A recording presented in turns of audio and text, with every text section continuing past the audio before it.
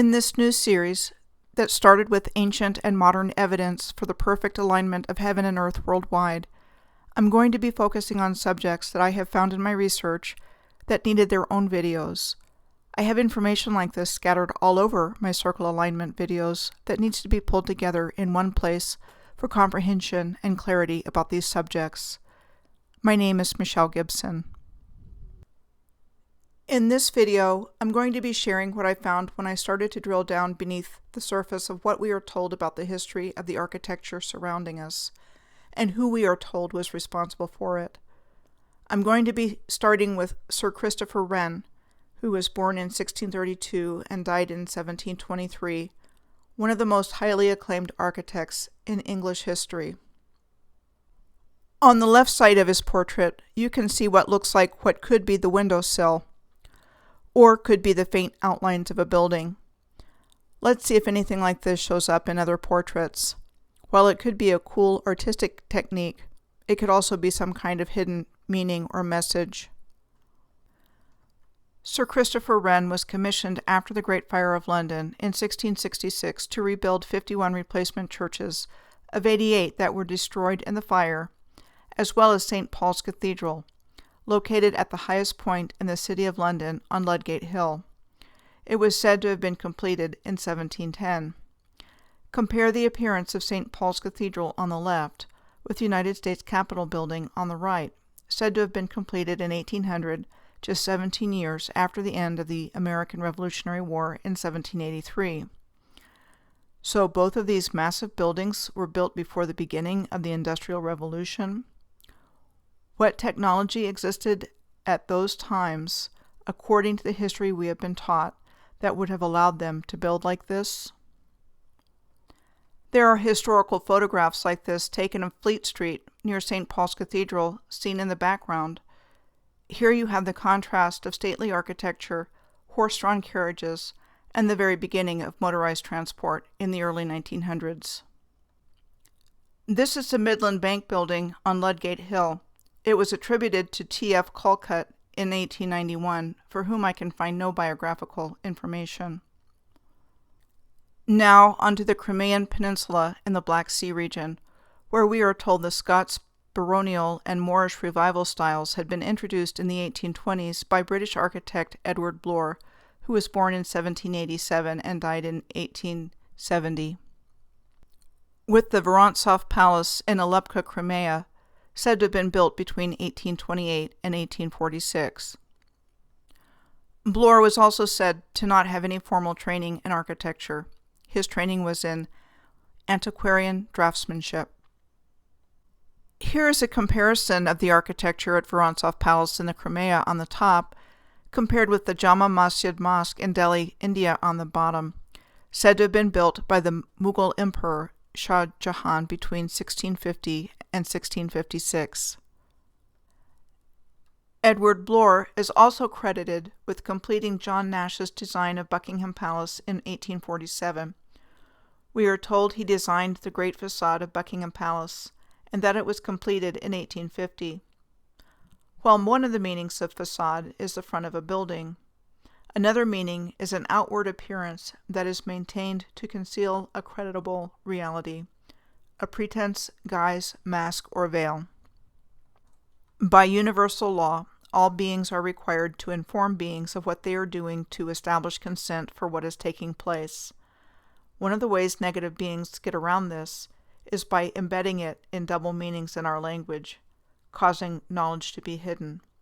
They tell us, but don't tell us they are telling us. The architect John Nash, who was born in 1752 and died in 1835, was considered one of the foremost architects of the Regency era during the Georgian era from 1714 to 1830. There is some interesting activity going on in the right upper quadrant of this portrait. It is really hard to make out what this is or might signify. The Regency era was the period during which the son of King George III became the Prince Regent, Prince George, and ruled as proxy when his father was deemed unfit to rule due to illness, from 1811 until he became King George IV in his own right in 1820. Here's one version of him on the left, looking a lot like this portrait of Napoleon on the right. Here's another version of Prince George on the left that happens to look a lot like this portrait of King Kalakaua of Hawaii on the right. Which one was the real Prince George? What is going on here? I personally think it was hanky-panky with the original timeline of humanity and the earth at the beginning of the Georgian era, involving the British throne and resulting in what we know as the British Empire. For an in-depth look at what I think took place, see my video entitled An Explanation for What Happened to the Positive Timeline of Humanity and Associated Historical Events and Anomalies. Anyway, back to John Nash. He was given credit for the design of the Royal Pavilion at Brighton Beach. It was said to have been commissioned by the Prince Regent George as a seaside resort, with construction starting in 1787 and completed in 1823. The style is described as Indo-Saracenic. Saracen is an older term in English referring to Arabs or Muslims, as well as megalithic stones. These are Saracen or Sarsen stones. Nash is also given credit for the Marble Arch in London, said to have been designed by him in 1827 as the state entrance to the ceremonial courtyard of Buckingham Palace. An interesting aside to this is that it was said to have been moved in 1851 on the initiative of Decimus Burton, who was born in 1800 and died in 1881, a pupil of John Nash and urban planner, from its original location. Wait, the Marble Arch was moved? Seriously? Look at the size of that thing. It is also interesting to note that only members of the royal family and the king's troop are permitted to pass through the arch in ceremonial processions. Could there be something very special about the Marble Arch that is unknown to the general public? John Nash and Decimus Burton together are given credit for the Regent's Park in London and the Carlton House Terrace in London, said to have been built between 1827 and 1832. The father of Decimus was James Burton, who was born in 1761 and died in 1837, the era's most successful property developer and one of John Nash's principal financiers. And his best-known collaboration with John Nash was said to be Regent Street, a major shopping street in London's West End. Interestingly, I find this same curvy street design all over the place, including Edinburgh, Scotland, Stone Street in the financial district of Manhattan in New York City, the Kasbah in Old Algiers, in Zagreb, Croatia, Portland, Maine, and Ellicott City, Maryland, to name a few. Before moving on, this is a tomb of James Burton, known through time as property developer. He was a leading member of London High Society during the Georgian era and a member of the Athenaeum Club, a private members' club founded in 1824, whose clubhouse his company was said to have built and his son Decimus was said to have designed. Now let's take a look at the famous architecture attributed to the local Catalan architect Antoni Gaudi, who was born in 1852 and died in 1926 in Barcelona, Spain. His nickname was God's Architect. 7 of the works attributed to him have been declared World Heritage Sites by UNESCO.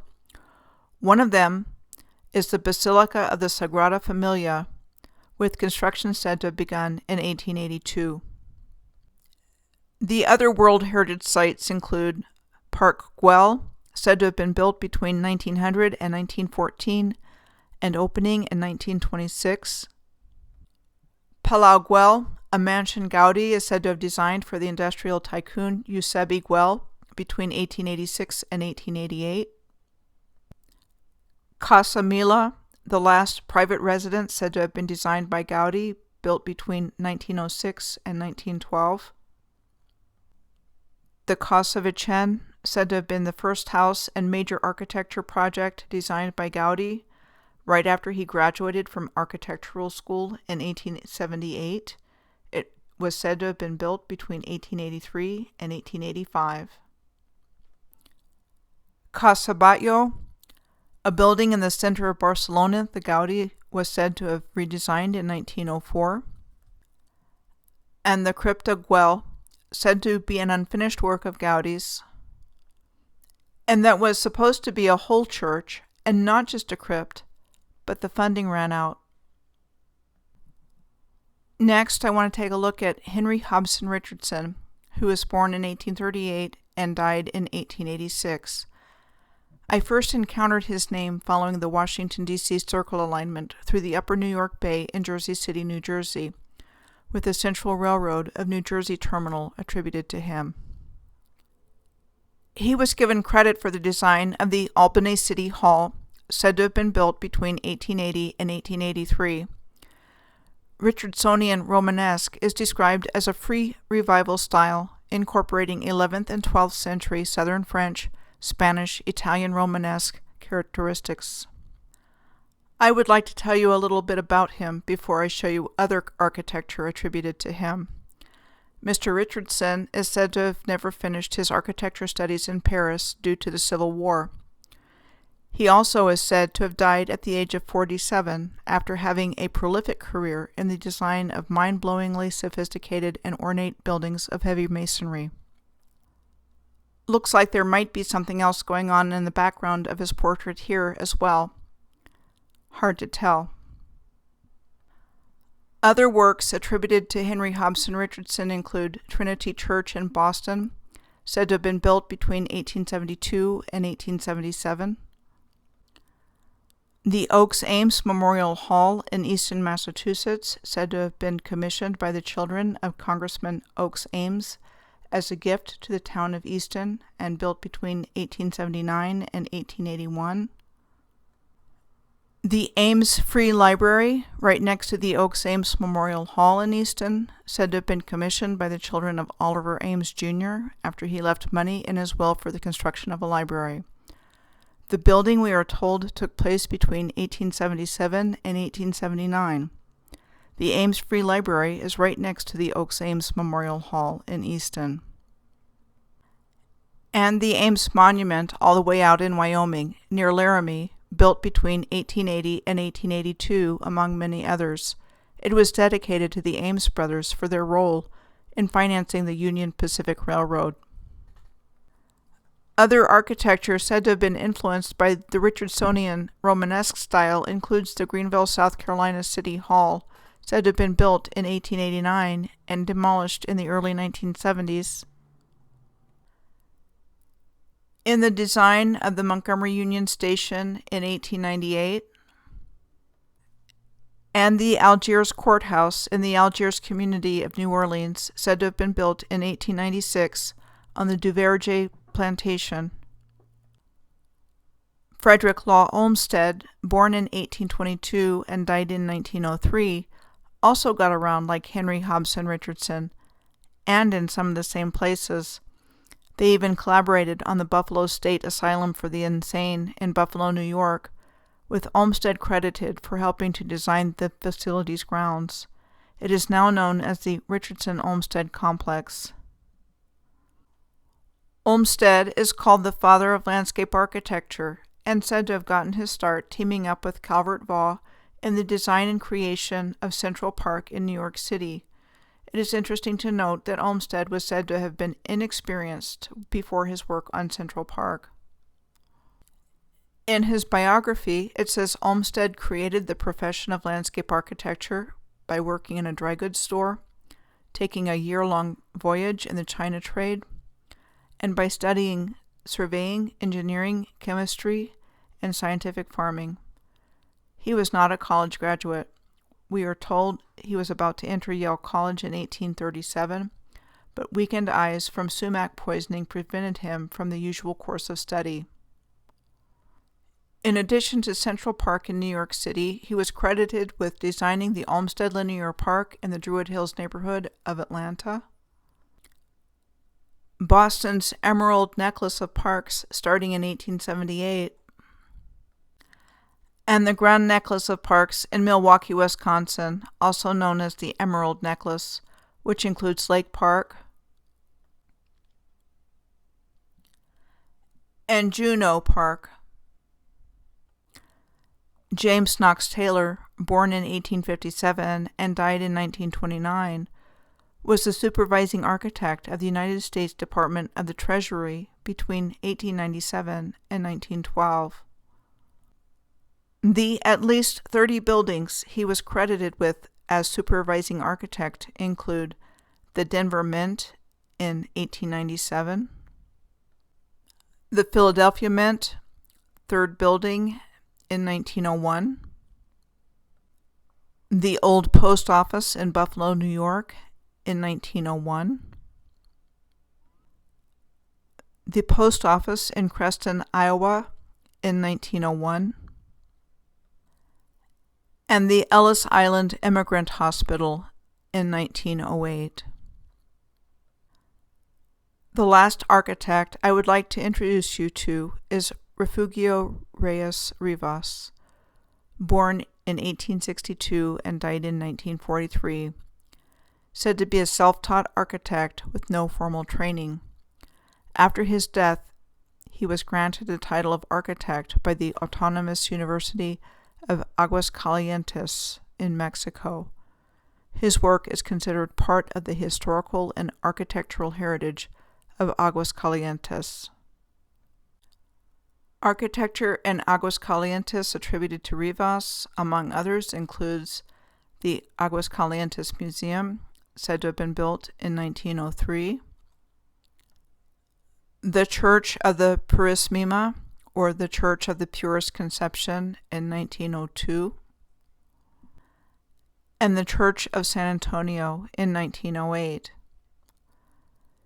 Could it be that one individual, or individuals in some cases, as seen throughout this video, is being given the credit in our historical narrative for the incredible creativity and skill of an ancient advanced civilization of master builders that has been removed from our collective awareness? They have accomplished hiding all of this in plain sight by shaping the false narrative, educating us in it, and reinforcing it with literature, movies, plays, music, etc. We don't see it. We don't even think it, because we are conditioned not to think for ourselves, and the information is just not there. It is not anywhere to be found. I know I have talked about some venerated cultural heroes and icons, especially Sir Christopher Wren, Frederick Law Olmsted, Antoni Gaudí, and Refugio Reyes Rivas. The fact of the matter is that what we have been taught about in our historical narrative does not hold up under the weight of close scrutiny, like this wooden barn collapsing under the weight of the heavy snow, which is what we have been led to believe was the only material we were capable of building with for much of our history, like the Wild West depicted by Hollywood in America. We are faced with having been taught ludicrous fiction as fact. Ludicrous is defined as foolish, unreasonable, or so out of place as to be ridiculous. In the next video, I will be focusing on world fairs and expositions.